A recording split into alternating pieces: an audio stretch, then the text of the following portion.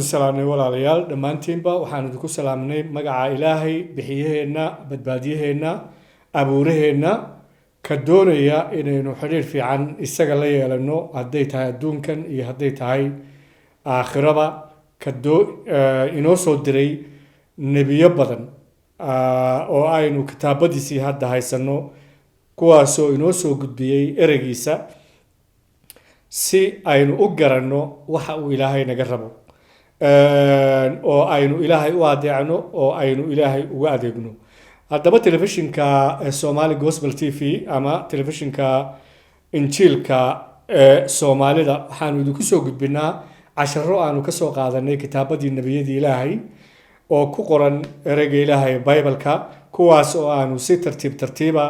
idinku soo gudbino oo habaysan oo isku xigta si aad u fahantaan ereyga ilaahay runta oo aad ilaahay u rumaysaan oo ilaahay ereygiisa u barataan oo aad u adeecdaan inta aanan barnaamijkan bilaabin waxaan doonayaa inaan inoo duceeyo haddana aynu ducaysan ilaahu waxaanu maanta kaaga mahadinaynaa mar kale inaanu isugu nimaadno barashada ereygaaga waxaan ilaahu kaaga mahadinayaa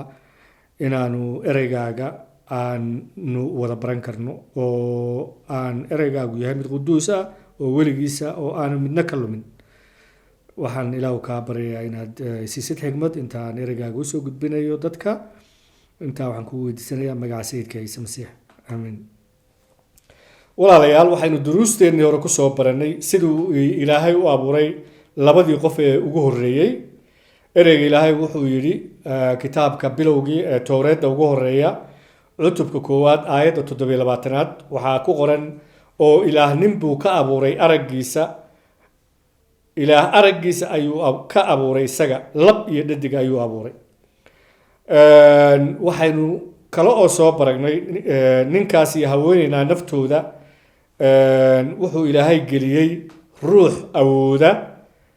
inuu ilaahay garto wuxuu kaloo geliyey qalbi awood u leh inuu ilaahay jeclaado wuxuu kaloo ilaahay ninka iyo naagtaas siiyey doonis xora oo ay iyagu si shakhsiyana ugu dooran karaan inay ilaahay adeecaan iyo in kale waxaynu kala soo aragnay inuu ilaahay ninkii iyo haweenaydiisii dejiyey beertii jannada ama beer magaceeda la odhan jiray beer ceedan taas oo ku taalay meel adduunka ka tirsan oo ceedan la odhan jiray oo ay u badan tahay inay tahay waddanka Ciraaq ee hadda jira inay u badan tahay ilaahay wuxuu ninkii ugu horreeyay aadan iyo haweenaydii Xaawo siiyey wax kasta oo ay u baahnaayeen oo noloshoodu u baahnayd maadaama uu dejiyey meeshaas barwaaqada iyo bashbashka ee beer ceedan la odhan jiray ilaahay wuxuu dadka ka doonayay inay isaga gartaan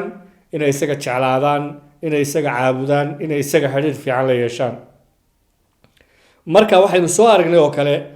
in isaga oo ilaahay qorshihiisa wanaagsan ee quduuska ee aan inta lahayn isagu ku socda inuu ilaahay ninkii iyo haweenaydiis ninkii hordhigay imtixaan sahlan wuxuu ilaahay ninkii beerta dhexdeeda ilaahay wuxuu ka abuuray sidaynu ku soo baranay casharkeennii hore hal geed oo la odhan jiray geedka aqoonta wanaagga iyo xumaanta wuxuuna ilaahay dabadeed ninkii ku amray sidan oo ku qoran kitaabka bilowgii cutubka 16aad aayadda 17 cutubka 2 aayadaha 16 iyo 17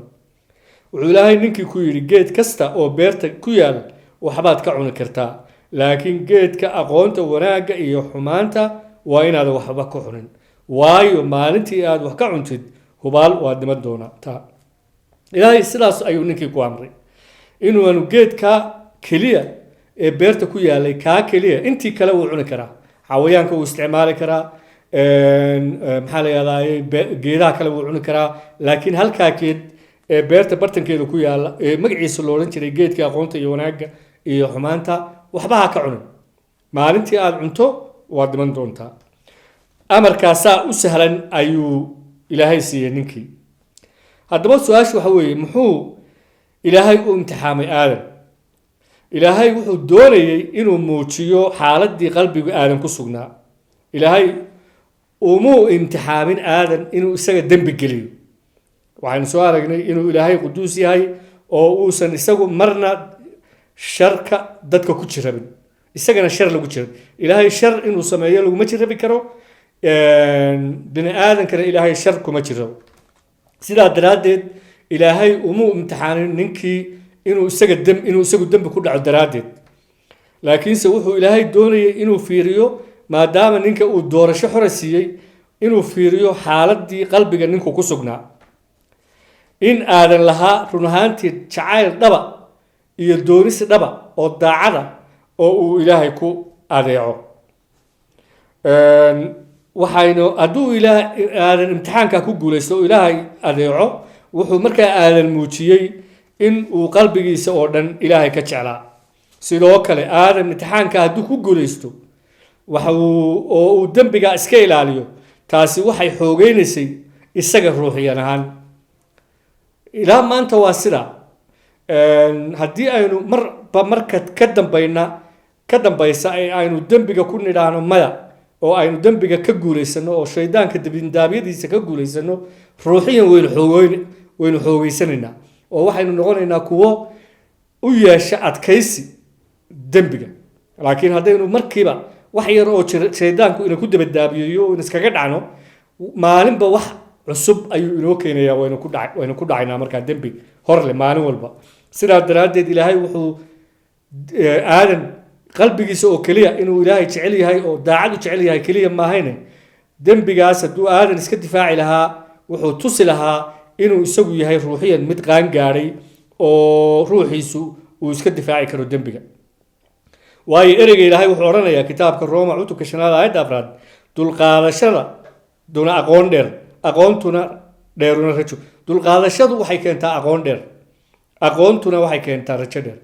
dulqaadashada dembiga yani waxaan ka wadaa markuu dembi adiga ku soo hujuumo ee aad iscelisid oo rabitaankii jidhkaaga iyo damacii jidhka ee rabay aad iska celisid dulqaadashaad samaynaysaa oo waad naftaadii baad xaqiraysaa taas waxay ka dhigan tahay in markaa aad leedahay rajo ilaahay agtiisa haddaba maanta markaan intaa ku noqdo cashirkeennii kan ka horreeyey maanta waxaynu baranaynaa soo gaadhnay cutubka 3 ee kitaabka ugu horeeya towreedda ee la yidhaahdo bilowgii cutubkan oo inoo sheegaya ama ina baraya sidii uu dembigii ugu horreeyey adduunka ku soo galay haddii aynu cutubkan naqaano ama baranno waxaynu garanaynaa meesha uu ka yimi runtii qalbiga bini aadanka ee qallooca ama sharka midhan ama wixii sababay iyo sababta dhibaatada adduunka maanta ay uga jirto silica dembiga iyo magaranaysaa dhibaatada badan waxaynu hore usoo aragnay bilowgii inay aadan iyo xaawo joogeen beertii jannada waxay ku qanacsanaayeen oo haysteen wax kasta oo ay u baahnaayeen jidh ahaan haddii la yidhaahdo ilaahay wuxuu halkaa ugu diyaariyey iyaga cunto kasta oo ay u baahan yihiin oo macaan wuxuu ilaahay ugu diyaariyey hadday noqoto cunto geeda laga gurto iyo hadday noqoto cunto xawayaan laga cuno oo hilib iyo wixii kale oo lamida wax ka dhinnaa xagga jirka ma jirin ruuxiyan haddii la yidhaahdo ama xagga ruuxa waxaynu soo aragnay oo ta ugu muhiimsana waxaynu soo aragnay inay ilaahay ula lahaayeen xidhiidh toosa oo uu ilaahay beerta kusoo booqan jiray oo si uu aadan iyo xaawo si toosa ula sheekaysto oo ula hadlo waayo wuxuu doonayay ilaahay inuu iyaga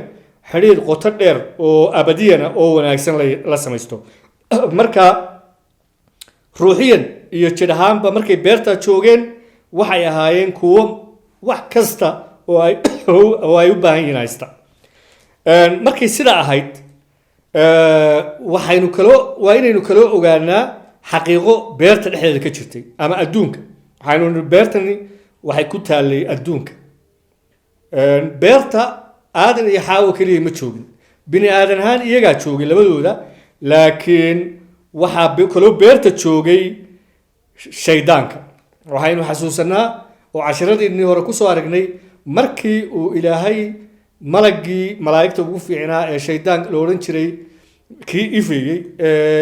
malaa'igtoo dhan haystay ee quduuska ahaa markuu ilaahay ku dambaabay inuu ilaahay malaggii iyo malaa'igtii kale ee la dambaabtayba uu jannada ka soo tuuray iyaga xaggee buu geeyey wuxuu usoo tuuray adduunka waxaynu kaloo soo baranay in maalmin maalmaha ka mid a uu malaggaa iyo kuwa raaca ee malaa'igtii raacday iyo xataa bini aadanka raaca uu ilaahay u diyaariyey naar ay gelayaan oo ku waarayaan abadiyan laakiin waktigaa aadan la abuurayey ilaa haddaba shaydaanka weli lama gelin naarta shaydaanku ilaa wuxuu joogay isaguna adduunku joogay wuxuu joogay beerta wuu joogay sidaa daraaddeed shaydaankuna waan ognahay inuu ahaa cadowgii ilaahay markuu ilaahay abuurayey iyo waxa jira oo shaydaan markuu ilaahay abuurayey adduunka iyo waxa jira oo dhan shaydaanku wuu joogay shaydaanka waa laga hor abuuray adduunka waxaynu ognahay ilaahay markii ugu horreysay isaga keligii baa jiray ilaahay wuxuu abuuray waxa ugu horreeyey ruuxaanta oo ah malaa'igaha ka bacdi buu adduunka abuuray marka shaydaanku xataa markuu ilaahay abuurayey adduunkan wuu joogay oo wuu daawanayey markii uu ilaahay siiyey abuuray aadan iyo xaawo shaydaanku wuu joogay oo wuu arkayay ilaahay markii uu amarka siinayey aadan ilaahay amarkan aadan buu siiyey markii hore ogow sidaynu casharkii ugu horreeyey soo aragnay kan ka horreeyey soo aragnay markii uu ilaahay amarkan siinayey bixinayey ilaahay weli muu abuurin xaawa ee waxa uu abuuray aadan oo keliya sidaa daraaddeed aadanna ayuu mas-uul uga dhigay adduunka aadan wuxuu mas-uul uga dhigay in uu isticmaalo beertaas jannada oo uu falo oo waraabiyo oo uu dhowro sidaa daraaddeed markii uu aadan amarka siinayey inuusan cunin geedka aqoonta wanaagga iyo xumaanta shaydaanku wuu jeegay oo uu dhegaysanayay isagu haddaba shaydaanku miduu joogay oo kale ha u malaynin oo isagu goobjoog ka ahaa laakiin waxaanu soo aragnay inuu shaydaanku yahay cadowga ilaahay wuxuu markaa shaydaanku muu arkayn oo keliya laakiin wuxuu qorsheynayey ama uu maleegayey qorsho uu shaqada ilaahay ku halleeyo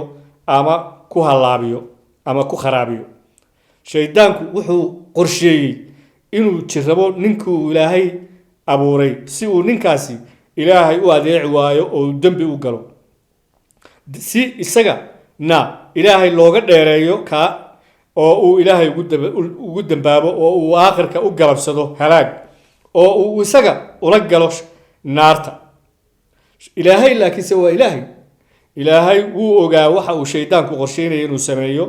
laakiinse aadan iyo xaawa taa waxba kama ogeyn haddaba maalin maalmaha ka mid a ayaa iyagoo aadan iyo xaawa beertii jooga oo ag jooga geedkii uu ilaahay ka xaaraameeyey iyaga ayaa shaydaankii u yimi isagoo soo qaatay qaabka abeysada oo wuxuu bilaabay inuu iyaga la hadlo sidan ayaa ereyga ilaahay dhacdadaas uga sheekaynaya sida ku qoran kitaabka towreedda ugu horreeya ee bilowgii cutubka 3 aayadda 1 haddaba abeesadu way ka khiyaano badnayd bahal kasta oo duurka joogay oo rabbiga ilaahu sameeyey oo waxay naagtii ku tidhi ilaah miyuu idinku yidhi waa inaydaan waxba ka cunin geed kasta oo beerta ku yaal shaydaankii baa u yimi halkan aynu in yar ku harkano muxuu shaydaanku isugu ekeeyey abeysada ereyga ilaahay wuxuu odhanayaa aayaddan inoogu sheegayaa haddaba abeesadu way ka khiyaano badnayd bahal kasta oo duurka jooga oo rabbiga ilaahu sameeyey shaydaanku waa mid dadka jiraba sidaa daraaddeed wuxuu isu ekeysiiyey oo soo qaatay qaabka mid xigmad leh shaydaanku aadan iyo xaawo uguma iman bahal weyn oo laga baqayo oo khatar ah oo kale laakiinse shaydaanku oo muu odhan runtana muu sheegin muu odhan aadan iyo xaawo waan idin salaamay anigu waxaan ahay shaydaan cadowga ilaahay baan ahay waxaan idinku imi inaan idin jarrabo oo idin dabaajiyo iyo si aad ilaahay ugu caasibowdaan kay idin abuuray si uu halaag shaydaanku si daacada ugama iman waayo shaydaanku waa khiyaanalow oo isaga daacadnimo iyo run kuma jirto marka shaydaanku wuxuu isu soo ekeysiiyey abeeso oo kale waayo baybalka waxaa ku qoran abeesadu waxay ahayd ugu khiyaano badan xayawaanka ilaahay sameeyey waxay ka dhigan tahay yani way xigmad badnayd shaydaanku sidaas oo kale runta ma sheego.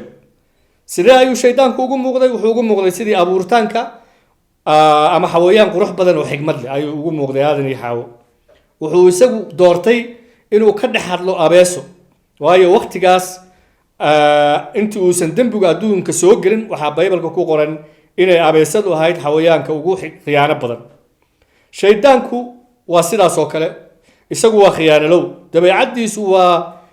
waa inuu waxa uu sheegayo u ekaysiiyo wax fiican. ereyga ilaahay waxaa ku qoran kitaabka korintoska 2 cutubka 11 aayadda 14. shaydaanka qudhiisu wuxuu isu ekaysiiyaa malaa'igta iftiinka. shaydaanku wuxuu awoodaa inuu bini aadanka isaga soo dhigo malag ilaahay oo iftiimaya oo runa. xasuuso magacii hore ee shaydaanka lagu odhan jiray wuxuu ahaa ka iftiimaya. xasuuso inuu shaydaanku inaga awood badan yahay, inaga xigmad badan yahay, inaga aqoon badan yahay. sidaa daraaddeed wuxuu awoodaa haddaynan ilaahay ku xidhnayn oo ilaahay araggiisa adeecayn, wuxuu awoodaa iyo haddaynu adeecaynaba shaydaanku mar kasta wuxuu jecel yahay inuu bini aadanka duufsado isagoo iska dhigaya malagga iftiinka. sidaa daraaddeed ayuu ereyga ilaahay inooga digayaa sida injiilka ku qoran, injiilka sida uu Mataayos u qoray cutubka 7 aayadda 15 waxaa ku qoran, iska jira nebiyada beenta, kuwa idinku imanaya iyagoo qaba dhar idaad laakiin hoosta ka ah iyay wax buubaysa. nebiyada beenta, shaydaanku wuxuu awoodaa inuu nebiyo beena soo dirsado, uuna soo dirsaday runtii. imise diinoodoo beena, imise nebiyoo beena oo intaasoo milyuun intaasoo bilyan rumaysan yihiin baa jira. xataa dad baa kuwani waxayba leeyihiin nebiyo ilaahay soo dirsaday baan rumaysanahay. dad waxaa jira shaydaanka toos u caabuda oo wadamo badan haddaad tagtid maanta waxaad arkaysaa macbud shaydaanka laftiisa loo dhisay iyadoo aan nebina lagu soo gaban. marka shaydaanku waa mid sir badan. waa sababta uu aadan ugu muuqday iyo xaawo isagoo isu ekaysiiyey abeeso xigmad badan. waana sababtii u doortay inuu la hadlo xaawo halkii uu kala hadli lahaa aadan. wuxuu rajaynayey inay xaawo u jilicsan tahay jirrabaadda. ogow, ma aha xaawo inay jacaylka ilaahay u qabto ta uu aadan u qabo ka yar yahay. ma aha inay iyadu ruuxiyan ay tahay mid ka hooseysa oo aadan iyo jir ahaanba. ma aha in ilaahay labadooda uu kala jecel yahay. laakiinse shaydaanku wuxuu ogaa in amarkan lagu amray inaanay cunin geedka laga xaaraameeyey, haddii kale ay ilaahay ku dambaabayaan, inuu ilaahay si toosa u siiyey aadan ka hor intii aanu xaawo abuurin. aadan ayaa mas-uuliyad looga dhigay adduunkan intii aanu xaawo abuurin. baybalka mar dambe waxaa ku qoran inuu ninkii ilaahay arkayo ninkii inuu yahay keliyoobay. sidaa daraaddeed uu u abuuray haweeney ama naag isaga u wehelisa. marka aadan toos baa amarkan loo siiyey. shaydaanku xagguu ka soo wareegay? xaawo ayuu ka soo wareegay. taas macnaheedu ma aha inaanay xaawona ogeyn amarkan ilaahay uu siiyey aadan, kaasoo amarkani oo iyadana khuseeya. xaawo ayuu ka soo wareegay. shaydaanku aad buu caqli badan yahay. si saxa ayuu shaydaanku u garanayay qorshihiisa. khiyaano weyn ayaa ku jirtay, ilaa haddana ku jirta. shaydaanku wuxuu islahaa haddii aad xaawo ku qanciso inay geedkaa cunto oo ay dembi gasho, markaa inay suurtagal tahay inuu aadana ku raaco inuu geedkaa cuno oo uu isna ilaahay ku caasiyo. marka runtii dad kale xaawo ayaa dembowday oo dembi adduunka usoo jeedtay. baybalku saa maqa. baybalku wuxuu qabaa amarkan in ilaahay siiyey aadan inuu mas-uul ka ahaa xaawo, in aadan loo sheegay adduunka inuu mas-uul ka yahay, isaga in la hor abuuray, isaga in xaawo aan la abuurin amarkan la siiyey. mas-uuliyadda badan inay isaga saarnayd ayaa ilaahay gadaalna waynu ka arkaynaa. xaawo iyo aadan sidii ay doorashadoodu u kala duwanayd. marka si kastaba ahaato shaydaankii xaawo ayuu la hadlay. halka wuxuu ereyga ilaahay nagu odhanaya بعدين ku celino aayadda saddexaad cutubka koowaad cutubka saddexaad aayadda koowaad ee bilowgii shaydaanku wuxuu yidhi ilaahay miyuu idinku yidhi xaawo ayuu su-aalayaa waa inaydaan waxba ka cunin geed kasta oo beerta ku yaal si fiican u dhegeyso walaal shaydaanku wuxuu xaawo ku yidhi run ahaantii ilaahay ma wuxuu yidhi waa inaydaan waxba ka cunin geedka beerta ku yaal adigu ma aragtaa walaal geed shaydaanku wuxuu isku dayay inuu sameeyo wuxuu isku dayayaa shaydaanku halkan inuu shaki ku abuuro qalbigii xaawo oo iyada ka shakisiyo ereyga ilaahay run ahaantiiba wuxuu idinku yidhi yani waad garan kartaa yani isagoo madaxa ruuxaya yani inuu xaawo ka shakisiyo xaawo in qalbigeedu ku abuurmo tolo masaasaana lagu yidhi shaydaanku kow xaawo iyo ilaa iyo haddaba wuxuu shaydaanku shaki inaga gelayaa ereyga ilaahay waa sababta uu shaydaanku leeyahay miyuu su-aal buu keenay miyuu ilaahay idinku yidhi miyuu runtii isagu idinku yidhi halkaa waxaa ka dhalanaysa inuu ilaahay ereygiisa shaki ku abuurayo oo uu shaki ku abuurayo qalbigii xaawa shaydaanku weli habkan buu isticmaalaa wuxuu la dagaalamaa ereyga ilaahay runta waayo wuxuu shaydaanku og yahay inuu ereyga ilaahay awood u leeyahay uu ku fashilo isaga iyo beentiisa runtu markasta waxay fashishaa beenta iftiinku markasta wuxuu fashilaa mugdiga haddana aynu dhegaysano ama ay akhrino sheekada dhex martay shaydaanka iyo haweenaydii intiisa kale ereyga ilaahay wuxuu inagoo sii wadayna bilowgii cutubka saddexaad aayadaha 2 ilaa 5 waxay odhanaysaa laakiin waxay odhanaysaa naagtiina shaydaankii markuu su-aashaa weydiiyey ee uu isku dayay inuu shaki ka dhaliyo oo uu yidhi miyuu runtii idinku yidhi inaydan cunin geedkaas ilaahay naagtiina waxay abeesadii ku tidhi midhaha geedka beerta waanu cuni karnaa laakiinse midhaha geedka beerta dhexdeeda ku yaal waa geedka laga xaaraamiyey ilaah wuxuu nagu yidhi waa inaynaan waxba ka cunin ama aydnaan taaban xataa taabaninaa lagu yidhi iyaydnaan dhimanin abeesadiina waxay naagtii ku tidhi ma dhiman doontaan waayo ilaah wuu og yahay in maalinta aad cuntaan ay indhihiinu furmi doonaan sida ilaah oo kale idinkoo kala garanaya wanaagga iyo xumaanta tani waa mid yaab leh walaal ilaahay wuxuu yidhi muxuu ilaahay ku yidhi inay ku dhici doonaan aadan iyo xaawo haddii ay cunaan geedka laga xaaraamiyey iyaga ilaahay wuxuu u sheegay iyaga idinku hubaashii waa dhiman doontaan haddaad maalinta geedkaa cuntaan hubaal waa dhiman doontaan shaydaankuna muxuu yidhi idinku ma dhiman doontaan markaa shaydaanku waan soo aragnay hadda in shaydaanku uu shaki ku abuuray oo shaki geliyey ereygii ilaahay uu xaawo iyo aadan u sheegay oo uu yidhi miyuu idinku yidhi ma la hubaa shaydaankii tallaabo kale uu soo qaaday uu soo gudbay hadda ereygii ilaahay ayuu toos u beeninaya oo dafiraya tani waa mid yaable sidaad marka sidee ayaad adigu u aragtaa yaa runta sheegaya ilaahay mise shaydaanka ereyga ilaahay waxaa ku qoran ilaahay inuu quduus yahay oo uusan been sheegin isagu waa run shaydaankuse wuxuu ereyga ilaahay ka odhanayaa injiilka sida uu yooxana u qoray cutubka 8 aayadda 4 runtu kuma jirto isaga waa shaydaanka markuu been ku hadlo tiisuu ku hadlaa waayo waa beenaale waana beenta aabeen markuu been ku hadlo tiisuu ku hadlaa waxaa laga wadaa shaydaanka si natural oo caadiyana ayay beenta uga timaadaa waa dabeecadiisa waayo isagu waa beenaale magacyadiisay ka mid tahay waana beenta aabaheed laakiinse ilaahay waa quduus oo isagu waa ilaaha runtaa weeye marka waa inaynu sidoo kale xasuusanaa inuusan shaydaanku ahayn beenaalo oo keliya laakiinse sidoo kale isagu waa khiyaanalow waa sir miidhan shaydaanku beenta ayuu wuxuu ku qasaa run mararka qaarkood shaydaanku tacticada uu isticmaalo waxaa ka mid a inuu been iyo run isku qaso halkan ayaynu ka arkaynaa isagoo taa samaynaya shaydaanku wuxuu aadan iyo xaawo u sheegay eeg maalinta aad cuntaan geedkaa buu yidhi ma dhiman doontaan laakiinse maalinta aad cuntaan geedkaa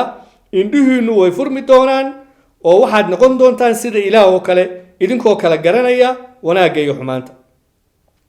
marka uu shaydaanku leeyahay waxaad noqon doontaan ilaahay oo kale, ma run buu sheegaya? maya, been buu sheegaya. waayo qofka dembaabaa marna ilaahay oo kale ma noqonayo, marna ilaahay uma dhowaanayo, marna ilaahay raalli kama noqonayo, waayo ilaahay waa quduus. laakiinse haddana run buu ku qasay aayadda inteeda kale eeg. laakiinse marka uu shaydaanku odhanayo waxaad kala garan doontaan wanaagga iyo xumaanta, halkan run buu ku sheegaya. waayo kadib markii aadan iyo xaawa ay geedkii cuneen waxay garteen waxa uu sharku yahay ama dembiga. dembigii baa halkaa ka bilowday. markii ugu horreysay wanaagun baa jiray, quduusni baa jirtay, xidhiir fiican oo ay ilaahay la lahaayeen ayaa jiray. laakiinse hadda waxaa bilowday sharkii, indhahoodii baa furmay. shaydaanku umuu sheegin iyaga dhibaatada iyo aqoon baad yeelan doontaan oo indhihiinaa furmi doona ayuu ku yidhi. laakiinse runtii shaydaanku iyaga umuu sheegin dhibaatada ay aqoontaasi iyaga iyo silica ay u keeni doonto. ilaahay wuxuu yidhi haddii aad geedkaa cuntaan idinku hubaashii waan dhiban doontaan. laakiin shaydaanku wuxuu iyaga ku yidhi haddii aad geedkaa cuntaan hubaashii ma dhiban doontaan. shaydaanku waa beenaale walaal. waa sababta uu ilaahay u yidhi waad dhiman doontaan, uu shaydaanku u beeniyey ee uu yidhi ma dhiman doontaan. hadda waxaa la soo gaaray haddaba waktigii aadan iyo xaawa ay intaa waa loo sheegay. hadda ilaahay hadda sheeko ayaa dhex maraysa shaydaankii iyo iyaga. wax ficila aadan iyo xaawa weli may samayn. hadda waxaa la soo gaaray waktigii ay aadan iyo xaawa kala dooran lahaayeen shaydaanka iyo ilaah, ama ilaahay dooran lahaayeen ama ay shaydaanka dooran lahaayeen. waxaa la soo gaaray wakti runtii aada u xasaasiya oo taariikhda bini aadanka iyo cawaaqibka bini aadanka iyo meeshay bini aadanku ku dambeyn doonaan saameyn weyn ku yeelan doonta. doorashadu iyagay u taali. iyagu waxay rumayn dooneen ereyada ilaahay mise ereyadii shaydaanka? ma runta ayay aqbali dooneen mise beenta ay aqbali dooneen? ma waxay raaci dooneen ilaaha runta iyo iftiinka mise waxay raaci dooneen sayidka beenta iyo mugdiga waa shaydaankeena? aynu akhrino doorashadii ay sameeyeen sida aynu ka akhriyayno aayadda ku xigta ee kitaabka towreedda buugga bilowgii cutubka 3 aayadda 6. oo markii naagtii aragtay in geedku cunto u wanaagsan yahay oo indhaha u roon yahay oo uu yahay geed caqli lagu yeesho ayay midho ka qaadatay oo cuntay. ninkeedii la joogayna waxbay ka siisay oo isagiina uu cunay. yaab, ilaahay wuxuu bini aadanka ka abuuray araggiisa ama u ekaanshihiisa si ay isaga u gartaan, si ay isaga u jeclaan karaan, si ay isaga ugu adeeci karaan weligood iyo weligood. laakiinse muxuu bini aadankii sameeyey? ilaahay miyuu tusay jacayl weyn oo miyuu adeecay? maya, wuxuu isagu doortay intuu ilaaha jacaylka iyo wanaagga miidhana ee saa u barakeeyey dooran lahaa, wuxuu raacay shaydaankii kaas oo cadowga ilaahay iyo dadkaba.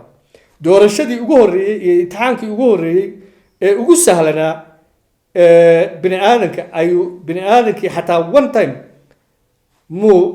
ismu celin. laakiin doorashadii ugu horreeyey, imtixaankii ugu horreeyey buu ku dhacay oo wuxuu doortay shaydaankii.